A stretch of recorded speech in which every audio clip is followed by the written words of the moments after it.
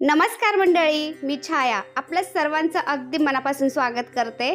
तर मंडळी, आजच्या व्हिडिओमध्ये आज आपण धनत्रयोदशीच्या दिवशी यमदीपदान का करतात, त्याचं महत्त्व काय आहे, तर ते का केले जातं, यमदीपदान हे दोन प्रकारे केले जातं, तर ते दोन प्रकार कोणते आहेत हे सगळं आजच्या व्हिडिओमध्ये आज आपण पाहणार आहोत। तर व्हिडिओ स्किप न करता शेवटपर्यंत पहा आणि तुम्ही जर आपल्या चॅनलवरती नवीन असाल तर आपल्या चॅनलला सबस्क्राइब पण करा। चला तर व्हिडिओला लगेचच सुरुवात करूया। धनत्रयोदशीच्या दिवशी सोनं चांदी खरेदी केलं जातं। त्याचबरोबर आरोग्य रक्षणाची देवता म्हणजे धन्वंतरींचीही पूजा केली जाते। पण धनत्रयोदशीच्या दिवशी दीपदान करण्याची सुद्धा प्रथा आहे। या दिवशी दोन प्रकारे दिवे बनवले जातात, यापैकी तुम्ही एक दिवा बनवू शकता। तर हे कोणते प्रकार आहेत ते मी तुम्हाला सांगणार आहे। यमदीपदान का केलं जातं ही कथा खूप प्रचलित आहे, ती कथाही तुम्हाला मी सांगणार आहे। पण त्याआधी मी तुम्हाला हे दोन प्रकारचे दिवे कसे बनवायचे ते दाखवते आणि त्यानंतर तुम्हाला कथा पण सांगते। तर मंडळी, सगळ्यात आधी मी तुम्हाला कणकेचा दिवा कसा बनवायचा ते दाखवते।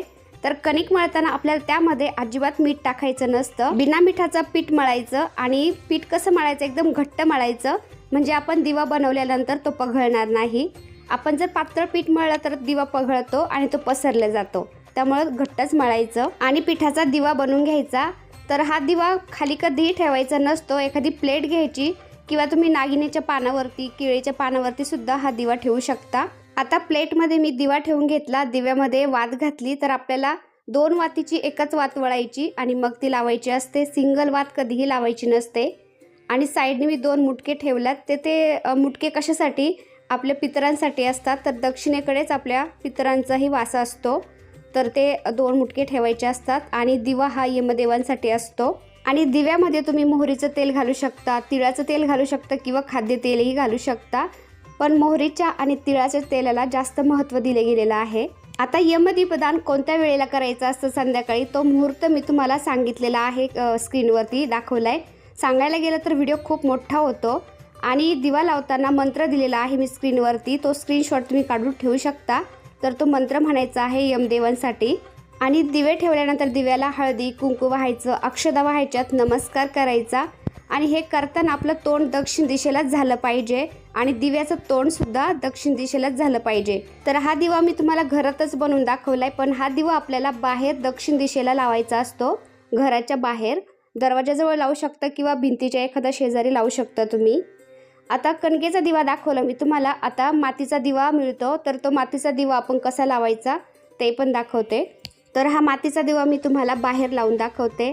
तर बाहेर दक्षिण दिशेला आपण पाट ठेवायचा किंवा केळीचे पानं ठेवू शकता किंवा नागिनीचे पानं ठेवू शकता, खाली दिवा ठेवायचा नसतो। आपण जर दिवा खाली ठेवला तर आपण जी पूजा करतो ती भूमीला प्राप्त होत असते आणि दिवा लावताना, पूजा करताना सुद्धा आपल्याला खाली बसायला बसकर घ्यायचं असतं, त्याने सुद्धा आपली पूजा जी केलेली आहे त्याचं फळ भूमीला प्राप्त होत असतं, त्यामुळे आपल्याला बसायला सुद्धा घ्यायचं असतं आणि दिवाही आपल्याला तांदळावरती, कशावरती ठेवायचा असतो। आता मी ते छोटासा पाट घेतलं, त्यावरती वस्त्र पण टाकले, प्लेट पण ठेवली, प्लेटमध्ये दिवा ठेवलाय, दिव्याखाली थोडेसे तांदूळ टाकायचे आणि दिवा ठेवायचा। आता दोन वातीची एक वात मी अशी वळून घेतली, तुम्ही बघू शकता। आणि कुठल्याही पूजेमध्ये तांदळाला खूप महत्त्व दिले गेलेलं आहे, कारण तांदूळ हा खूप पवित्र मानला जातो, कारण ते पाखरंसुद्धा उष्टे करू शकत नाही, ते साळीमध्ये असतात, त्यामुळे शास्त्रामध्ये सुद्धा पूजेमध्ये तांदळाला खूप महत्त्व दिले गेलेलं आहे।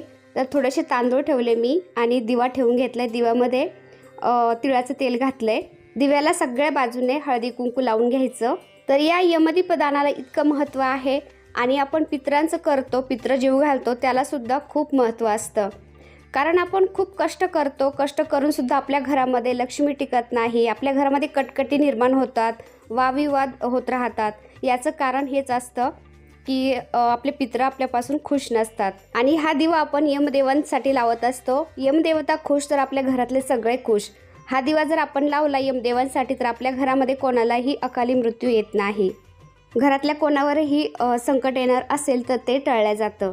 तर दिव्यामध्ये आपण 1 रुपयाचं नाणं टाकायचं, थोडीशी साखर टाकायची आणि दिवा छानपैकी असं सजवून घ्यायचा आणि दिवा प्रज्वलित करायचा। दिव्याचं तोंड दक्षिणेकडे झालं पाहिजे, आपलं पण तोंड दक्षिणेकडे झालं पाहिजे आणि हात जोडून नमस्कार करायचा आणि मी स्क्रीनवरती दिलेला मंत्र आहे तो मंत्र म्हणायचा आहे यमदेवांसाठी।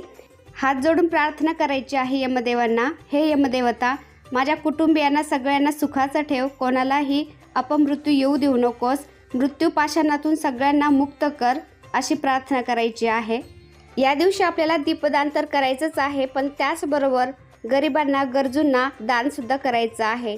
तुम्ही अन्नदान करू शकता, वस्त्रदान करू शकता। धनत्रयोदशीच्या दिवशी दान केल्याने कोणाच्याही घरात अपमृत्यू होणार नाही, असं यमराजाने यमदूतांना सांगितलं गेलेलं आहे। यमराजाने असं देखील म्हटलं गेलं आहे, आपण जर दान केलं तर त्या दानाची वाच्यता कुठंच करायची नसते, नाहीतर आपण जे दान केलंय त्याचं काहीच अर्थ राहत नाही, तर आपण यालाच गुपित दान असं म्हणतो। आता यमदीप दानाची प्रचलित कथा पण सांगते मी तुम्हाला। मंडळी, नरक चतुर्दशी आणि यम द्वितीयेच्या दिवशी दीपदान करण्याची पद्धत आहे आपल्याकडे। दिवाळीच्या दिवशी, अमावस्येच्या दिवशी आणि पौर्णिमेच्या दिवशी पण दीपदान हे केलं जातं। असे म्हणतात, दिवाळीमध्ये आपण दीपदान केल्याने आपल्या सगळ्या मनोकामना पूर्ण होत असतात। दिवाळीमध्ये यमदीप दान केल्याने सगळ्या मनोकामना पूर्ण होतात असं सांगितलं असलं तरी या पाठीमागे अजून एक कारण आहे। पुराणातील कथेनुसार अपमृत्यू येऊ नये यासाठी यमराजा संदर्भातली एक कथा सांगितली जाते। ती अशी आहे की यमराजाने एक कथा सांगितली। हंस नावाचा एक राजा होता, तो शिकार करत होता आणि शिकार करता करता तो दुसऱ्या राजाच्या सीमेवर जाऊन पोहोचला। दुसऱ्या राज्याच्या राजाने त्याचा आदर सत्कार केला। त्या राजाचं नाव होतं हेमराज। तर हेमराज राजाला त्याच दिवशी पुत्र झाला होता। 5वीच्या दिवशी सटवाई आली आणि सटवाईने त्या बाळाचं भविष्य सांगितलं। राजाच्या पुत्राचा 16व्या वर्षी मृत्यू होईल, म्हणजे मुलाच्या लग्नाच्या 4थ्या दिवशी तो मरेल। हे ऐकून राजा व्याकुळ झाला। त्याने आपल्या मुलाला मृत्यू येऊ नये यासाठी त्याला एका गुहेमध्ये लपून ठेवलं। विधिवत सगळ्या गोष्टी घडत असल्यामुळे राजपुत्राच्या वयाच्या 16व्या वर्षी हंस राजाच्या मुलीबरोबर त्याचा विवाह झाला। लग्नाच्या 4थ्या दिवशी यमराज त्याचे प्राण घेण्यासाठी तिथं पोहोचले आणि वयाच्या 16व्या वर्षी राजपुत्राचा सर्पदंशाने मृत्यू झाला। आणि त्यावेळी एवढ्या आनंदाच्या वेळी त्याचा मृत्यू झाल्याने यमराजांनाही दुःख झालं। असा कोणाला अपमृत्यू येऊ नये यासाठी यमराजाने असं सांगितलं, धनत्रयोदशीच्या दिवशीपासून 5 दिवस जो कोणी दीपदान करेल त्याला अपमृत्यू कधीही येणार नाही आणि वर्षभर त्याचं अपमृत्यूपासून रक्षण झालं जाईल। त्यामुळे धनत्रयोदशीच्या दिवशी यमदीपदान हे केलं जातं आणि त्या दिवशीपासून आपण 5 दिवस दिवे लावतो। तसं तर आपण वसुबारसेपासूनच दिवे लावण्यासाठी चालू करत असतो, पण धनत्रयोदशीच्या दिवशी आपण दक्षिणमुखी दिवा लावतो, म्हणजे दक्षिणेकडे तोंड करून दिवा लावतो। तसं आपण धनत्रयोदशीपासून 5 दिवस पुढे दिवा लावायचा असतो हा। तर मंडळी, पुरातन काळापासून चालत आलेल्या पद्धतीनुसार धनत्रयोदशीपासून पुढे तुम्ही 5 दिवस लगातार हा दक्षिणमुखी दिवा लावा, आपल्याला नक्कीच फरक पडेल। मंडळी, माझा सांगण्याचा हाच उद्देश आहे। आपलं आयुष्य आपल्या मेहनतीवर, आपल्या नशिबावर आणि आपण वेळोवेळी घेतलेल्या डिसिजनवर अवलंबून असतं, पण तरीही आपण त्याला अध्यात्माची जर जोड लावली तर आपलं नशीब उजळायला वेळ नाही लागत। अध्यात्म म्हणजे काय? परमेश्वराचं नामस्मरण करणे, देवाचं नाव घेणे, यालाच अध्यात्म म्हणतात। असं नाही की देव म्हणत की तुम्ही सगळे कामं सोडून द्या आणि फक्त माझंच नामस्मरण करत बसा, असं नाही। आपण आपले कामं चालू ठेवायचे आणि देवाचं नामस्मरण पण करायचं, तर याने काय होतं, आपलं नशीब उजळायला नक्कीच मदत होते। परमात्माचं नामस्मरण करायला वेळ काळ काही लागत नाही, तुम्ही कधीही त्याचं नामस्मरण करू शकता। तर मंडळी, हा व्हिडिओ मी इथंच एंड करते। आता व्हिडिओ आवडला असेल तर एक लाईक करा, चॅनलवर नवीन असाल तर प्लीज आपल्या चॅनलला सबस्क्राईब पण करा। चला तर भेटूया पुन्हा अशाच एका छानशा व्हिडिओ बरोबर। तोपर्यंत बाय बाय। व्हिडिओ पाहिल्याबद्दल धन्यवाद।